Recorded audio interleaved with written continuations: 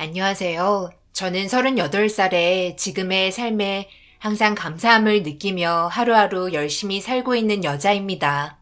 제가 살아온 인생이 얼마 되지 않지만 그동안 정말 많은 일들을 겪었고 모든 걸 제자리로 돌리기 위해 오랜 시간이 걸렸습니다.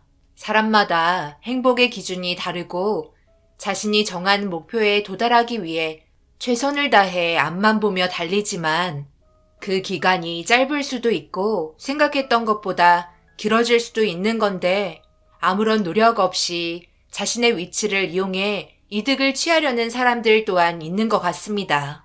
그리고 그 계획이 너무나 치밀하고 악랄했기에 지금 생각해도 사람으로 태어나 어떻게 그런 행동들을 할 수 있었는지 도저히 이해되지 않네요. 저희 또한 마찬가지로 그에 상응하는 행동을 할 수밖에 없었어요. 눈뜬 장님처럼 당하기만 했다면 아마 지금 저는 이 세상 사람이 아닐 수도 있었겠네요. 지금으로부터 1년 전 시어머니께서 세상을 떠나시면서 남편 집안에 많은 일들이 있었어요. 아버님이 세상을 먼저 떠나시고 어머님도 몸이 좋지 않아 결국 그 길을 뒤따라 가셨지만 가시는 길 재산 문제는 정확하게 정리하고 떠나셨어요. 집안 자체가 워낙 잘 살았었고 해외에서도 큰 사업을 운영하셔서 돌아가는 자금력이 상당하셨습니다. 그런데 어머님께서 모든 재산 위임을 남편에게만 물려주면서 제가 모르고 있었던 단면이 드러나게 되었고 결국 이 문제로 집안의 분위기는 걷잡을 수 없을 만큼 안 좋아지기 시작했습니다. 하지만 제 입장에서 볼 때 어머님의 판단이 잘못됐다고 생각하지는 않았어요. 아무리 그래도 그렇지. 배다른 자식이라고 모든 재산을 전부 너한테만 물려준다는 건 말이 안 되잖아. 나도 너와 똑같이 아버지의 유전자를 물려받았는데 모든 재산이 너희 어머니한테 넘어갔다고 해서 세상 떠나실 때 너한테만 모든 걸 전부 상속했다는 게 나는 받아들일 수가 없네. 다시 한번 말하지만 너한테 넘겨진 재산 일부분은 나한테 줬으면 좋겠어. 그게 지금 무슨 말이죠? 어머니가 저한테 물려주신 건데 제가 왜 나눠줘야 한다는 거예요? 피를 나눈 것뿐이지 정식적으로 저희 집안과는 전혀 상관없는 사람 아니에요? 어머니가 뭐라고 했는지 알아요? 모든 재산을 저한테 넘긴 이유가 뭐겠어요? 그쪽은 첩의 딸이고 저는 본처의 아들이기 때문에 당연히 재산 문제에 있어 저한테 위임되는 게 맞는 거니 그렇게 행동하신 것 뿐이잖아요. 지금까지 잘 먹고 잘 살았으면 감사해야죠. 저한테 넘어온 재산까지 전부 뜯어가시게요? 이제 와서 말하는 거지만 그쪽 집안 때문에 저희 어머니가 지금까지 얼마나 많이 힘들어 있는지 알아요? 흘린 눈물만 생각하면 절대 용서되지 않는 행동이라고요. 이제 우리와는 인연 끊었으면 좋겠네요. 다시는 찾아오지 마세요. 뭔가 착각하고 있는 것 같은데 나도 지금까지 살면서 어머니로 인정하며 살았기 때문에 지금까지 한 집에서 살지 않았어? 그러니 당연하게 너한테만 넘어간 재산 나에게도 권리가 있는 거라고. 좋은 말 할 때 당장 내놔. 형님, 지금 너무 막말하시는 거 아니세요? 모든 일을 해결할 때는 좋게 좋게 말을 해야 되는 거지. 무작정 언성 높여 협박하듯이 나오시면 누가 좋아하겠어요? 이건 기본 상식 아닌가요? 배우신 분이 이런 식으로 나오면 어떡해요? 옳게, 넌 좀 빠져있어. 재혼 주제에 어디서 잘났다고 입을 놀리고 있어? 네가 우리 집안의 가정사를 전부 다 알고 나서서 얘기하는 거야? 결혼한 지 고작 2년밖에 안 됐으면서 감히 나한테 훈계질이야? 한 번만 더 나섰다간 내가 가만 안 둘 줄 알아? 형님과 남편은 배다른 자식으로 형님의 진짜 어머니가 세상을 떠나면서 아버님이 형님을 데려오게 되었고 그런 모습들이 전부 못마땅했었지만 묵묵히 참고 있었어요. 그 이유는 남편에게 모든 재산을 물려주기 위해서 끝까지 버티게 된 거였고 아버님이 세상을 떠난 이후 그동안 살면서 많은 스트레스를 받았었는지 시어머니 또한 암으로 세상을 떠나시게 되면서 계획했던 대로 모든 재산을 자기 아들에게 물려줄 수 있었습니다. 법적으로는 아무런 연관이 없었던 형님은 그래도 아버님의 유전자가 섞였다는 이유 하나만으로 남편의 재산을 탐하려 했고, 그동안 어머님이 어떻게 살아왔는지 모든 걸 알고 있었던 남편은 그런 형님을 용서할 수 없었기에 재산을 나눠주려 하지 않았어요. 그리고 이 모든 걸 형님은 뒤에서 지켜보고 있었고, 어머님과 남편의 계획을 알아내면서 자신의 이득을 취하기 위해 또 다른 계획을 세웠었네요. 너 요즘 병원 자주 왔다 갔다 하더라? 예전보다 더 심해졌다며? 약 먹는다고 증세가 좋아지겠니? 벌써 진행되고 있는데. 너희 어머니랑 대화하는 거 내가 다 들었어. 그래서 올케와 급하게 결혼한 거 아니야? 나한테 재산 넘어오는 게 그렇게 싫어. 그런데 이걸 어쩐다? 어차피 너는 시간이 지날수록 점점 자기가 누군지도 모를 정도까지 병세가 악화될 텐데 결국 너희들이 패배한 거야. 계속 어디 한번 버텨봐. 모든 건 의사의 판단으로 이루어지니까. 올케, 병수발 드느라 힘들겠어? 형님은 한바탕 난리를 친 뒤에야 돌아가셨고, 충격을 받은 남편은 비틀거리며 소파에 앉아 고통스러워하고 있었어요. 남편은 불행히도 초기 치매 판정을 받았었고, 어머님의 몸이 좋지 않았을 당시 남편에게도 불행이 온 걸 알게 된 이후 다른 방법을 이용해 일처리를 하려 했지만 형님이 사람을 붙여 항상 감시를 진행했고 일거수일투족 모든 걸 보고받고 있었습니다. 아버님의 잘못된 행동으로 인해 한 집안에 배다른 가족이 살면서 벌어지는 일로 인해 타인에게까지 영향을 끼치게 되었고 스트레스가 점점 심해지면서 남편의 병세는 빠르게 악화되어 가고 있었어요. 그런 모습을 지켜보고 있었던 저는 남편을 대신해 모든 걸 지켜내야만 했습니다. 그런데 제가 생각하지 못한 일이 벌어지면서 모든 건 걷잡을 수 없을 정도로 큰 사건이 터지고 말았네요. 형님에게는 저만 이 세상에 없으면 모든 일이 일사천리로 해결될 거라 생각했었나 봐요. 어제 형님에게 전화 왔어. 잠시 얼굴 좀 보자고 하더라고. 나 혼자만 나오라고 하던데 어떻게 하면 좋을까? 뭘 어떻게 해? 당연히 가면 안 되지.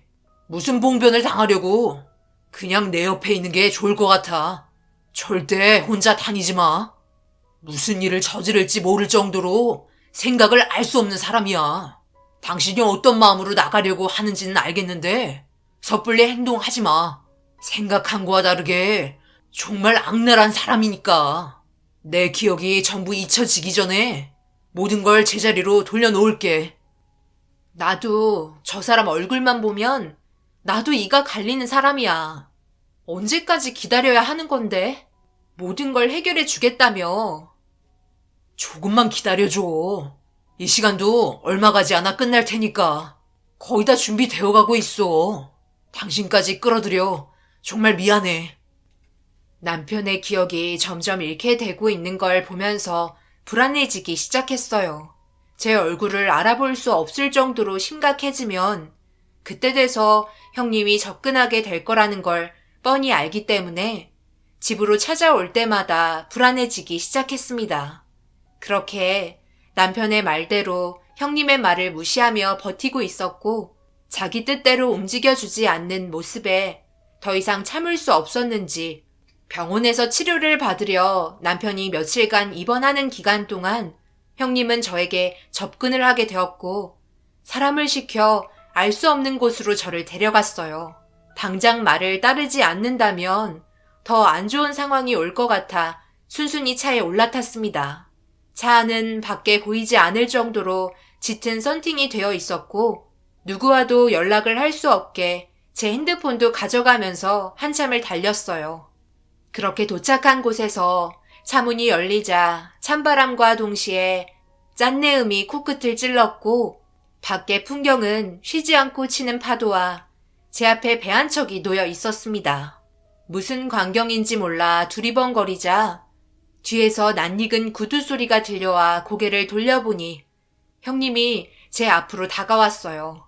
무서운 눈빛으로 저를 바라보면서 제 살을 떨리게 만들었고 2번 다시 얼굴 안 봤으면 좋겠다는 말을 끝으로 손짓과 함께 배에 올려 태우려 하자 발버둥 치며 왜 이렇게까지 하는지 이유를 물어봤어요. 이유? 내가 그런 것까지 설명을 해줘야 돼? 그러니까 순순히 말을 듣지 그랬어. 내가 처음부터 얼굴 좀 보면서 얘기하자고 말했는데 그래서 그에 따른 응징을 해주려 하는 게 뭐가 잘못됐니?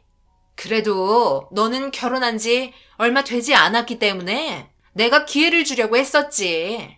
순순히 이혼한다면 아무런 해도 가지 않으려 했는데 끝까지 나를 무시하더라. 그래서 너에게는 자비 따위는 주지 않기로 했어. 내가 몇백억 가지고 이렇게 행동하겠니? 아무리 그래도 나도 어느 정도 재산을 나눠 가져야 할 권리가 있는 건데 감히 나를 무시해? 그놈들이 무시한다고 너까지 나를 만만하게 생각하는데 어디 한번 겪어봐. 내가 얼마나 무서운 사람이었는지 살 떨릴 정도로 경험시켜 줄 테니까. 병원에까지 입원할 정도면 사태가 심각해진 건 확실한 거고 너도 실종 처리될 테니 그럼 재산 관리해 줄 사람이 없는 거잖아? 자연스럽게 모든 건 나에게 다시 돌아오게 되어 있는 거야. 그곳에서 잘 살고 앞으로 얼굴 안 봤으면 좋겠다. 형님과 아주버님은 저를 무서운 눈빛으로 바라보고 있었고 제가 어떻게 되든 말든 차에 올라타 사라져 버리고 말았습니다. 아무런 저항도 하지 못한 채 알 수 없는 배를 타고 한참을 달려 도착한 곳은 아무도 살지 않는 섬이었고 그곳에 저를 내려줬어요.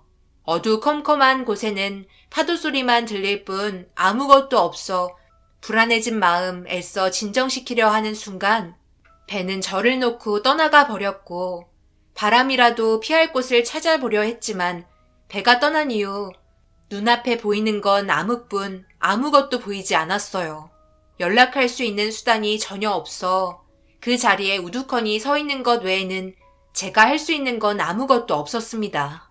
그렇게 손을 더듬거리며 날카로운 바닷바람을 피할 수 있는 곳으로 몸을 숨겼고 얼마의 시간이 흐르자 어느 정도 마음의 진정이 되면서 달빛에 보이는 파도를 바라보며 어두웠던 시야도 아주 조금은 앞을 볼 수 있을 정도로 적응이 되었습니다. 아무런 연락 없이 사라져버린 저 때문에 불안해하고 있을 남편이 걱정되기 시작했어요. 극도의 스트레스는 치매 유발을 촉진시키기 때문에 최대한의 안정이 중요하다고 했는데 한 사람 때문에 모든 가정이 파탄나고 있다는 게 참 안타까웠습니다.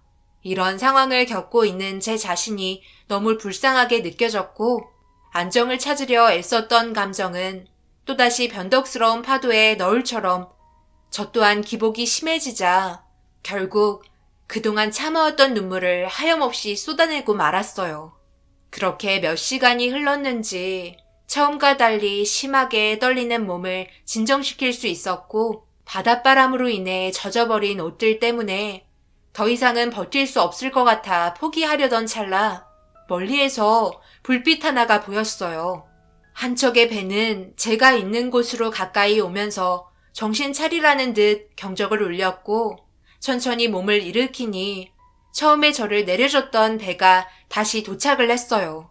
섬에 올 때와 달리 선장 혼자 있는 것 보니 다른 사람들은 전부 철수한 듯 보였습니다. 제가 비틀거리는 걸 보곤 급하게 배를 정박한 뒤 저에게 달려와 담요를 덮어주며 부축해줬고 배에 올라타자마자 떨고 있는 몸을 진정시켜주려 따뜻한 차 한 잔 내어줬네요. 사람들이 이렇게 나빠도 되는 거예요? 나 참, 설마 했는데 진짜 일을 저지를 거라곤 전혀 생각하지 못했네요. 저는 그 사람들과 다르기 때문에 이대로 지켜볼 수는 없을 것 같아 철수하는 것 보고 바로 배 돌려왔습니다. 한참 동안 버티고 있다가 철수해서 시간이 좀 오래 걸렸네요. 그동안 얼마나 마음이 불편하던지 어찌됐든 죄송하게 됐네요. 돌아가셔서 해결하지 못한 일 잘 처리하시고 그 사람들 절대 용서해주지 마세요. 꼭 처벌 내려주셔야 다음번에 사회에 나와도 이런 일이 없을 겁니다. 그리고 이거 받으세요. 그 여성분에게 받은 돈인데요. 제가 가질 돈은 아닌 것 같네요. 선장은 자신이 한 행동에 대해 양심에 걸렸는지 다시 돌아와 저에게 용서를 빌었고 형님이 이 일을 처리해주는 대가로 건넨 돈까지 지어주며 그 사람을 용서해주지 말라고 얘기하며 자신의 행동 또한 저에게 사과를 했습니다. 무력으로 인해 어쩔 수 없이 움직일 수밖에 없었기 때문에 차후에 있을 보복이 두려워 경찰에도 신고조차 하지 못했다며 한동안 숨어 지낼 거란 말을 끝으로 저와 헤어지게 되었네요. 급하게 택시를 잡아 남편이 있는 병원으로 향했어요. 그런데 도착한 순간 아주버님과 형님이 늦은 새벽 시간인데 병원 입구에서 무언가 진지한 대화를 이어나가고 있는 모습을 발견하게 되었고 형님 내외를 피해 조심스럽게 남편이 있는 병실로 들어갔습니다. 들어가자마자 안절부절 못하며 핸드폰을 붙잡고 있던 남편을 부르자 저를 보며 그제서야 안심했는지 다리가 풀린 듯 주저앉았고 어떻게 된 거냐는 말에 불과 몇 시간 동안 있었던 일에 대해 설명해 줬어요. 제 말을 듣고 있던 남편이 이를 갈며 더 이상은 참을 수 없을 것 같다고 어딘가에 전화를 하기 시작했고 얼마나 진행이 되고 있는지 제가 알지 못하는 계획에 대해 의논을 하고 있었습니다. 분명히 병실로 올라올 거라는 걸 알기 때문에 몸을 숨겼고 아니나 다를까 형님 내외는 남편이 누워있는 병실에 노크를 한 뒤 조심스럽게 들어왔어요. 걱정되는 마음 움켜쥔 채 숨죽이고 있는데 앉아있는 남편을 보고 놀란 듯 대화를 이어나갔습니다. 아직 안 자고 있었어? 누구 기다리는 거야? 아니면 병세가 악화됐나? 내가 누군지 알아보겠어? 내 아내가 전화를 안 받네. 잠시 밖에 다녀온다고 한 뒤에 지금까지 연락 한 통 없어. 핸드폰도 꺼져 있고. 그래? 그런데 그걸 왜 나한테 물어보는 거야? 올케가 뭐라고 다니는지 나야 당연히 모르는 일이잖아. 이제 그만 연기하지 그래. 언제까지 이런 식으로 나갈 거야? 우리 부모님이 돌아가셨으니 당연히 남남 아냐?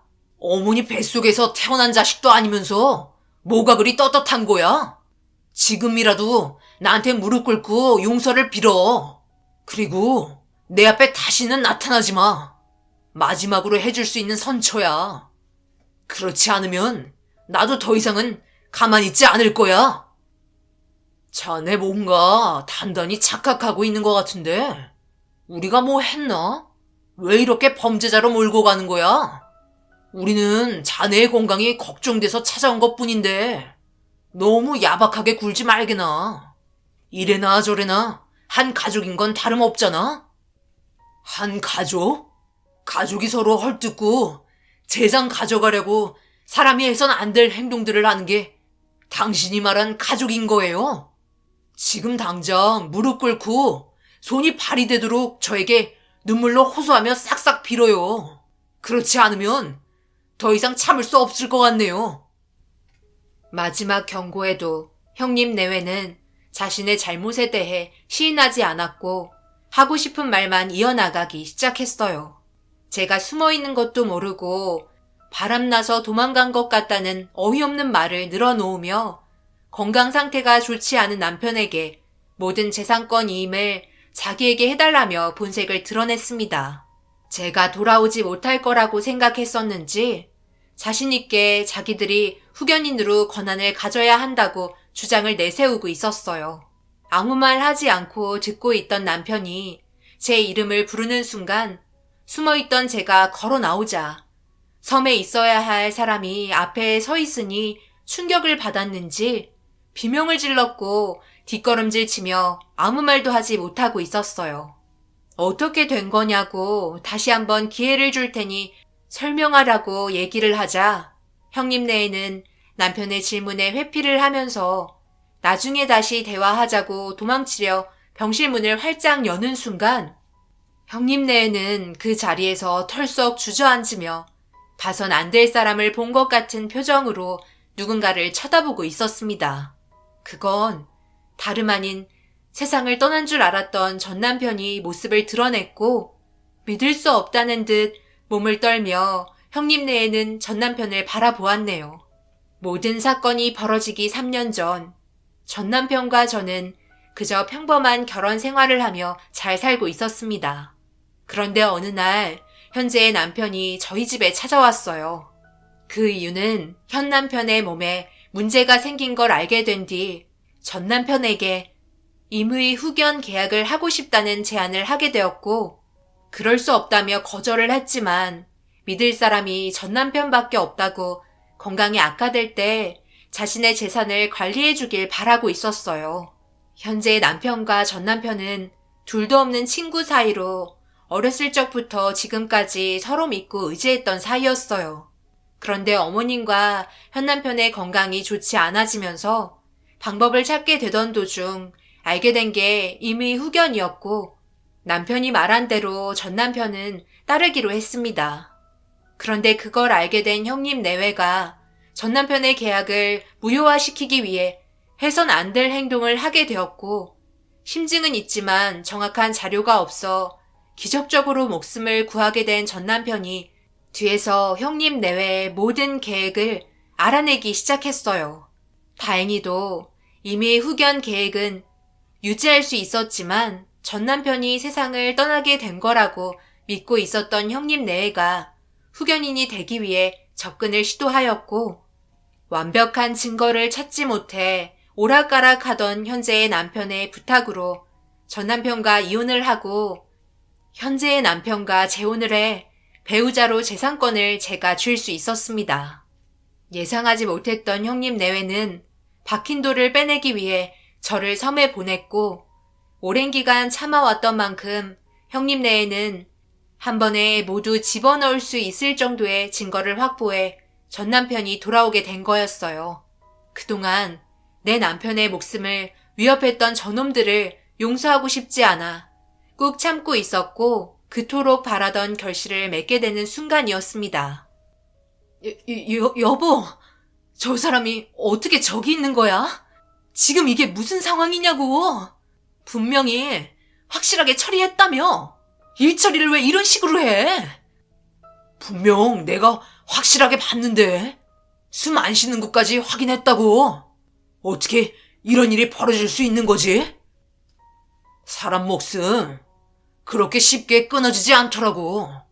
내가 그동안 얼마나 이를 갈았는지 알아?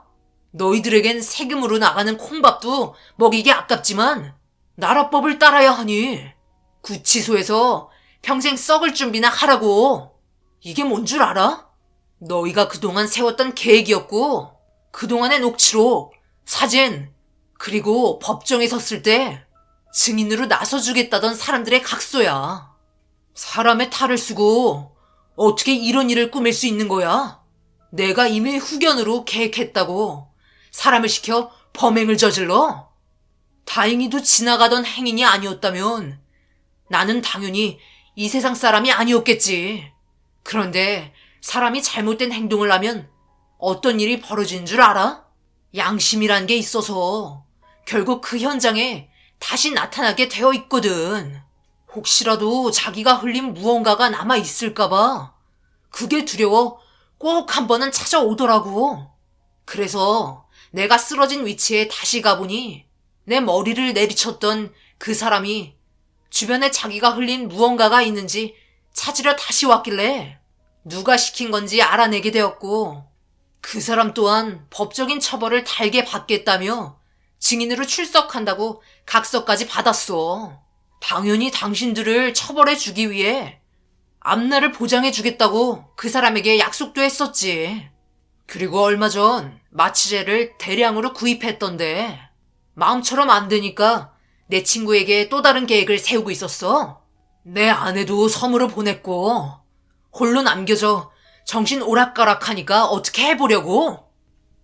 전 남편은 모든 증거물과 대화 내용이 담긴 서류 봉투를 그놈들에게 던졌고 그 안에 있던 자료들을 보고 경악을 하고 말았어요. 남편이 가진 재력으로 그놈들이 시켰던 일들에 대해 낱낱이 밝힐 수 있었고 섬으로 보냈던 선장과도 연락해 증인으로 출석해 줄 수 있다는 연락까지 전부 받아놓은 상태였어요. 경찰의 도움을 받을 수도 있었지만 정확한 증거가 없었기 때문에 섣불리 행동하게 되었다면 모든 건 물거품으로 돌아갈 것 같아 현 남편과 전 남편의 계획대로 움직이게 되었고 그동안 참고 또 참아왔던 감정이 그제서야 터지면서 그 사람들의 멱살을 잡고 말았네요. 그렇게 경찰분들이 찾아와 그놈들을 연행했고 저는 현 남편과 전 남편을 모두 지킬 수 있었습니다. 억울하게 세상을 떠날 뻔했던 전 남편이 다행히도 기적처럼 크게 다치지 않아 모든 사건이 해결될 수 있었고 법정에서 그놈들의 지시로 저희에게 몹쓸 행동을 했던 사람들이 증인으로 서게 되면서 계획적으로 치밀하게 범행을 저질렀기 때문에 그에 따른 형벌은 무겁게 적용될 수 있었습니다. 내가 뭘 잘못했다고?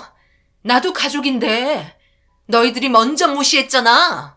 내가 이렇게 태어나고 싶었던 것도 아니잖아. 나는 그동안 살면서 좋았는 줄 알아? 너희 집에 얹혀 사는 동안 얼마나 많은 눈치를 보며 살았었는데. 그럼 우리 또한 마찬가지였다고.